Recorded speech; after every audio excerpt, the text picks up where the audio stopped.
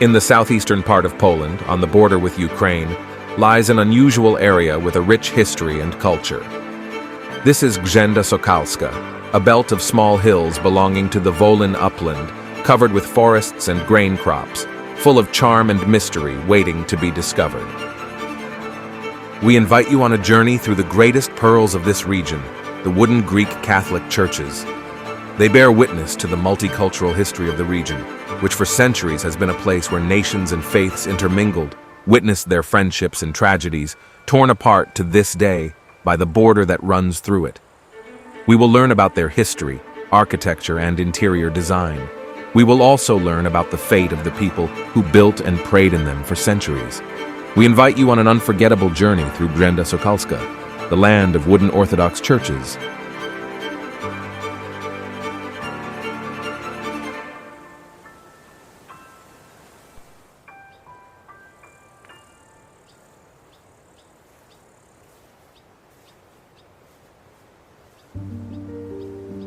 We start our journey from the Church of the Epiphany in Commune. Built in 1658, it is the Lublin region's oldest wooden Greek Catholic church. The first mention of a temple in this place dates back to 1531. The church is located in the central part of the village. It was built on a tripartite plan consisting of a square-shaped women's gallery, a presbytery closed on 3 sides, and a clearly higher square nave covered with an 8-slope dome.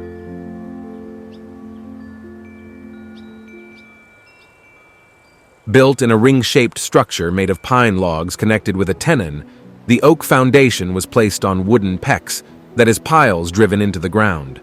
The walls inside and outside were reinforced with vixens. The shingled facades add considerable charm to the whole.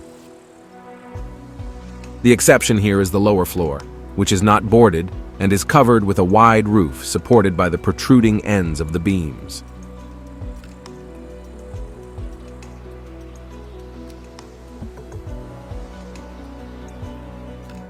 Inside there is a copy of the miraculous icon of Our Lady of Commune from the turn of the 16th and 17th centuries, which is currently located in Lublin.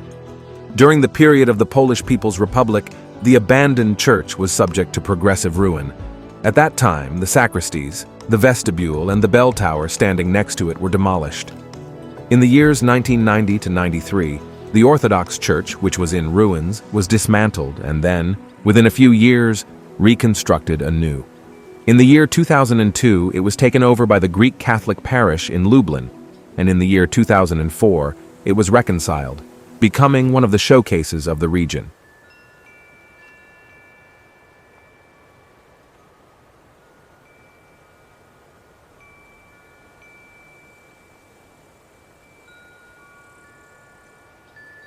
We leave Commune and follow the border to reach the Church of the Immaculate Conception of the Blessed Virgin Mary in Budynin. It is a former Greek Catholic church built in 1888. The first mention of the church in Budynin dates back to 1531. Until 1947, it was used by Greek Catholics, and after their displacement, it was renamed a Roman Catholic church. After World War II, it was renovated several times, but retained its church character. The bell tower was partially renovated in the 1980s when, after cutting out a window, the lower floor was transformed into a catechetical hall. After World War II, it was renovated several times but retained its Orthodox church character. The church is a wooden building, rectangular in plan, tripartite, with a rather rare arrangement of 3 domes of almost the same height, which are a symbol of the Holy Trinity. The tripartite plan consists of a square nave, a slightly narrower square women's gallery, and a rectangular 3-sided chancel with adjoining square sacristies on the sides. The entire main axis of the building is of equal height, covered with elongated 8-panel domes mounted on high drums with lanterns in the form of Baroque turrets. The church was built in a log structure made of pine logs charred into a fishtail shape. The lower parts of the framework, similarly to the Korchman church, are not boarded and covered with a roof. The upper parts are vertically boarded with strips. Moving to the relatively covered front of the church, what catches your eye is a balcony stretching along the entire length of the wall, covered with a three-slope roof.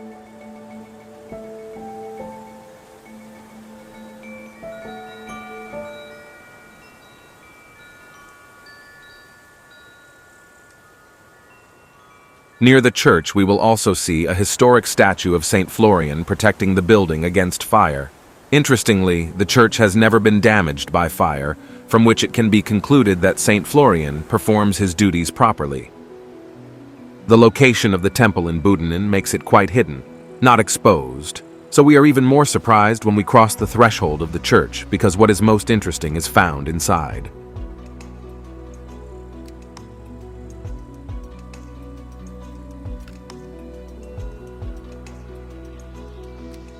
The interior of the church impresses with its rich polychrome. This is thanks to two artists, Kizim and Kopyshchinsky, who at the end of the 19th century breathed new spirit into the interior of the temple by covering it with paintings. Walking around the church, our eyes encounter representations of saints, biblical scenes, and scenes depicting the life of Christ. The whole is complemented by a symphony of painted plant ornaments and architectural details that give the interior a Baroque character.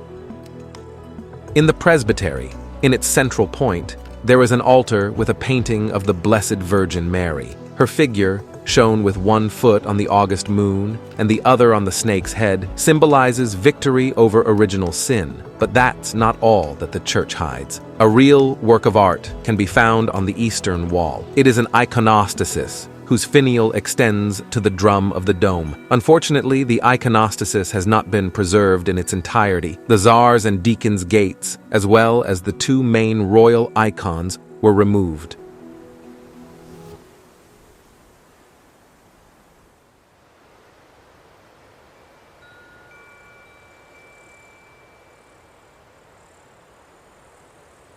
From Budenin we go to Mitsów, where the former Greek Catholic Church of St. Nicholas stands alone, among fields stretching to the horizon, situated on a small hill on the outskirts of the village, surrounded by a cemetery with several preserved 19th century tombstones, built in 1859.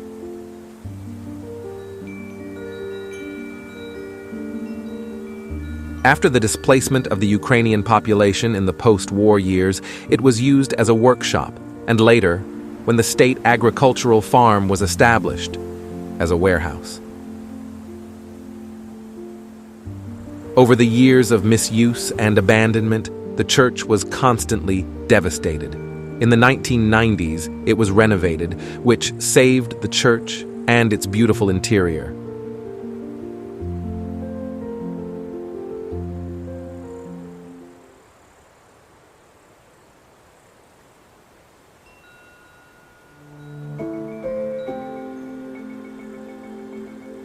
The wooden church was built on a tripartite plan, consisting of a square nave, a slightly narrower square presbytery with sacristies on the sides, and a square women's gallery with a vestibule added later.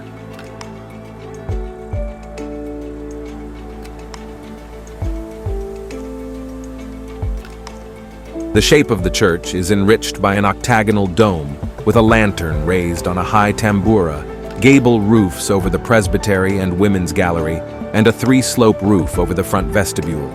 The facades were vertically boarded with foliated boards. There are wooden cornices under the eaves of the main body and the dome.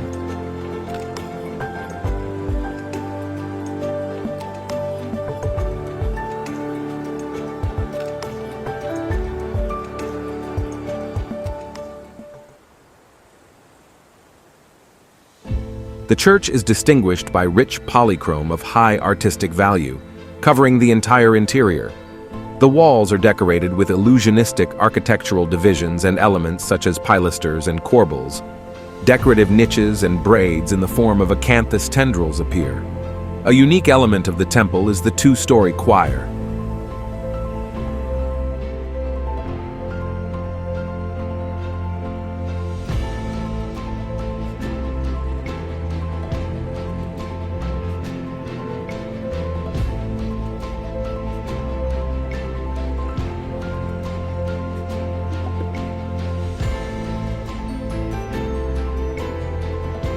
The chancel is surrounded by painted, fluted columns.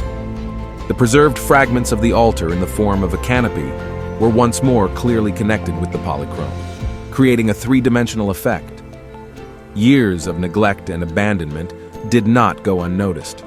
The Baroque Rococo iconostasis from the church did not survive, but the icons were saved and are now in the museum in Lublin.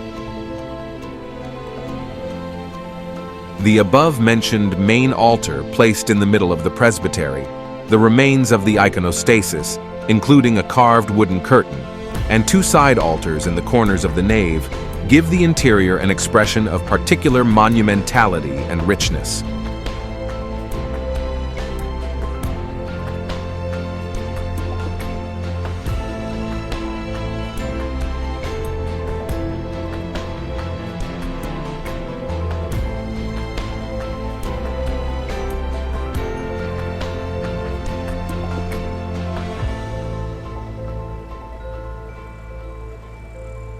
We rise, and flying 2 kilometers west, we reach Kwiatkowski, where in the valley, in the central part of the village, the next stop on our church trail awaits us, the Church of the Descent of the Holy Spirit. The first mentions of the local church date back to the 16th century. The current temple is a former Uniate church, built in the years 1863-64. Since 1947, it has been used as a Roman Catholic church. It is distinguished by harmonious proportions and rich architectural decoration.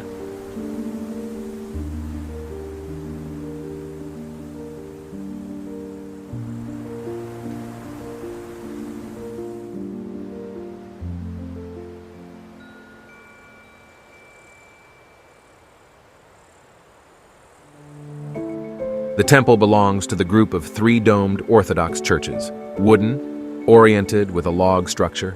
It is 3-part with a 3-sided chancel with a sacristy on the north side, a wide nave, and a smaller women's gallery. The church was built in a log structure made of pine logs connected in a fishtail way, with the remains visible in the unboarded lower part. Built on a brick foundation, the upper parts of the log and tambour walls are covered with vertical formwork with moldings, topped with profiled cornices.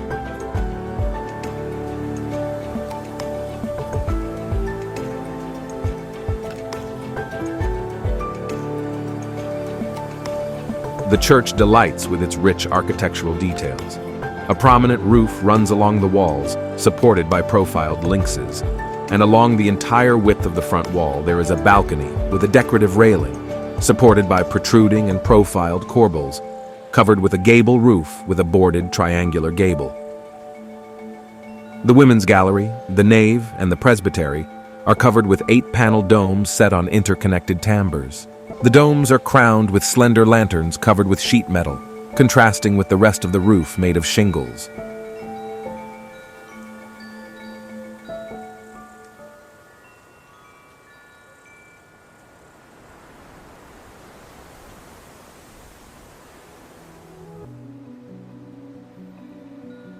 The interior walls and domes are filled with polychrome made in 1865 with depictions of saints, scenes from the life of the Virgin Mary and Christ, and illusionistically painted architectural elements. The entire decoration refers to late Baroque painting.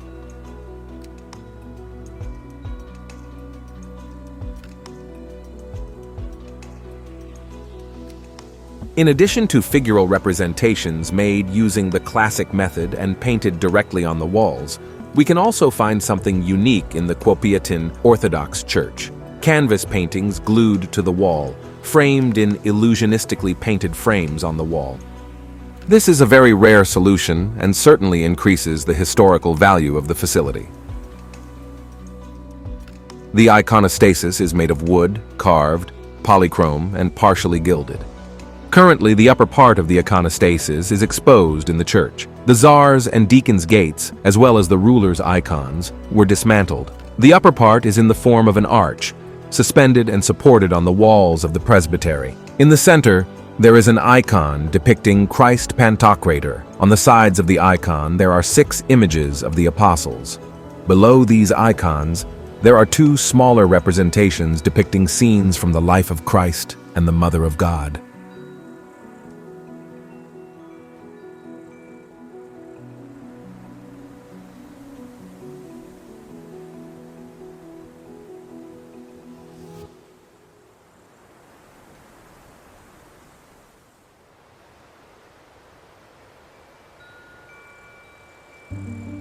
We leave Kwiatkowski and, sailing over the waves of the hills of Grzęda, we reach Dłużniów, where we can see the reason for our visit from afar, the Orthodox Church of the Elevation of the Holy Cross.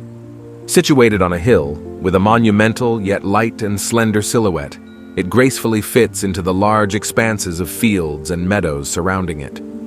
The first mention of the church in Dłużniów comes from 1564. The current wooden Greek Catholic Church was built in 1882. After World War II, it was renamed the Roman Catholic Church.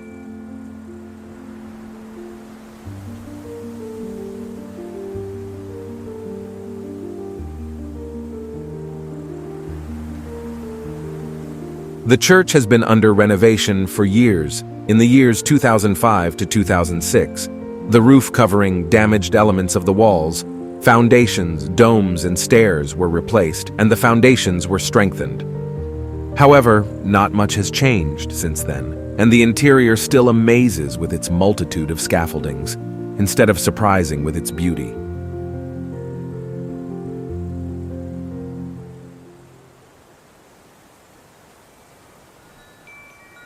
But before we move on to the interior, let's take a look at the structure of the church. It is an oriented, tripartite temple with a ring-shaped structure. The women's gallery and the longer, wider nave are square-shaped. The presbytery is closed on 3 sides, and there are sacristies on both sides. Each part is covered with an 8-field elongated dome topped with a lantern with a spherical dome. The structure of the temple is dominated by vertical accents, emphasized by high tambourines and especially elongated domes. The result is an elegant form that is both light and majestic.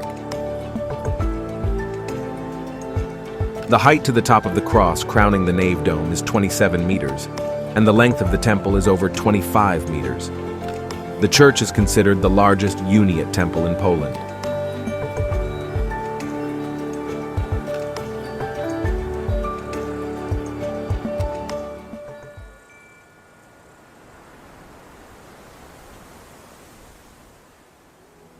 Despite the ongoing renovation, the interior of the church can still delight. Polychrome covers the entire interior, using small decorative elements with plant and geometric motifs, as well as illusionistic paintings. The walls are covered with polychrome, imitating pink and blue marble. Also worth attention are the illusionistically painted pilasters with Corinthian capitals. In the church in Dłużniów, it is worth lifting your eyes upwards. The interior of the domes, dark blue, like the summer night sky, is decorated with golden stars, giving the temple depth, enlarging it, as if lifting the ceiling towards the sky. On the walls, we will find images of saints, including Saint Catherine, Saint Helena, Saint Methodius, compositions in tondes, mean circular paintings, such as the martyrdom of Saint Barbara and Saint Anastasia.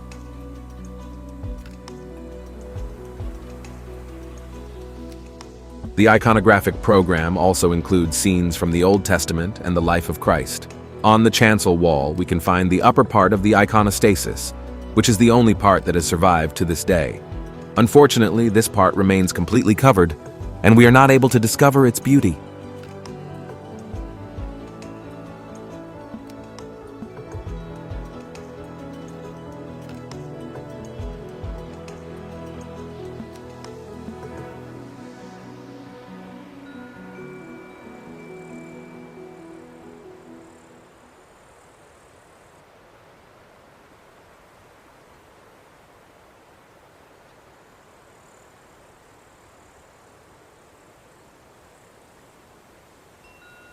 To reach the last point of our adventure, we head north, cross the former Austrian-Russian partition border, and reach Dołhobyczów, where we find the last temple on our route.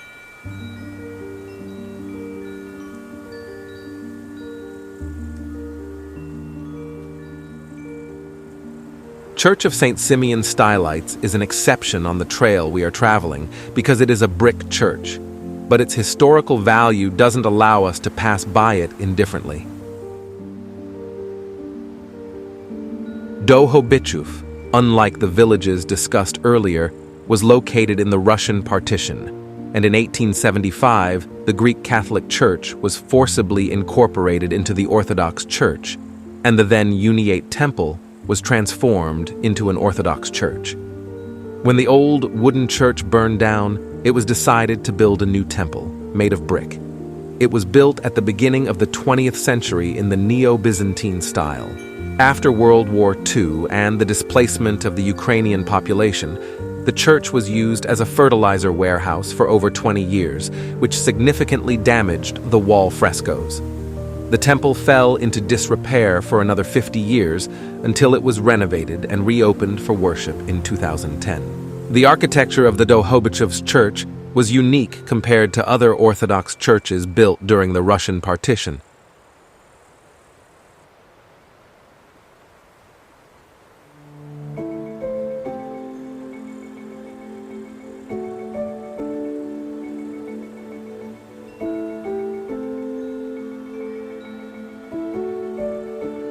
So let's take a look at its architecture. Built on a Greek cross plan, it has two domes, with a rectangular vestibule dominated by a bell tower. At the intersection of the arms of the cross, the taller dome rises, covered with a spherical helmet set on a high octagonal tambura pierced with slender semicircular windows. The bell tower is dominated by a smaller dome with bell windows in the tambura. Both domes are crowned with Orthodox crosses. The arms of the cross were barrel vaulted, open to the central part with wide arcades covered with barrel vault roofs. In the upper part of the facade, there is a wealth of ornaments. The church seems to be surrounded by a cordon cornice, a zigzag frieze, and an entablature that breaks out semicircularly on the walls of the gable arms of the cross. In the front facade, it is impossible not to notice the columns embedded in the corners, an element typical of the Neo-Byzantine style.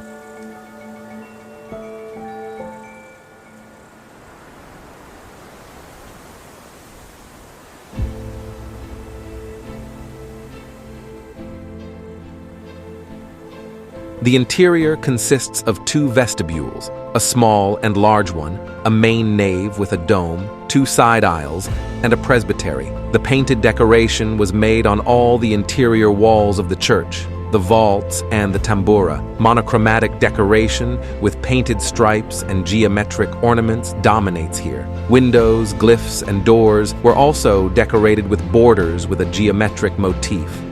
Inside the dome, we will find portraits of characters known from the Old Testament below the four evangelists. And in the vestibule under the choir, there are scenes from the life of Saint Nicholas and Christ.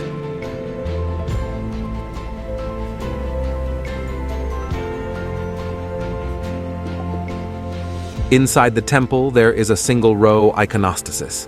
It was reconstructed together with the polychromes during the last renovation, based on photos stored in the archives in Lviv.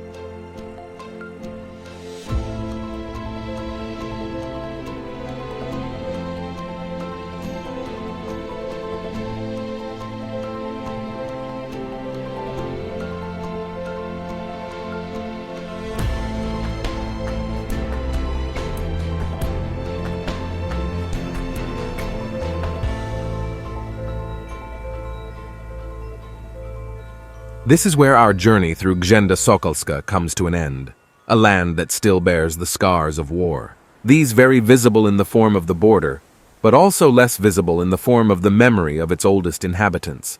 And Orthodox churches, like ghosts of old times, remind us all of the multi-ethnicity and complicated history of Poland. Grzęda Sokalska is a land full of charm and mystery, with an astonishing wealth of nature and landscape that is still waiting to be discovered.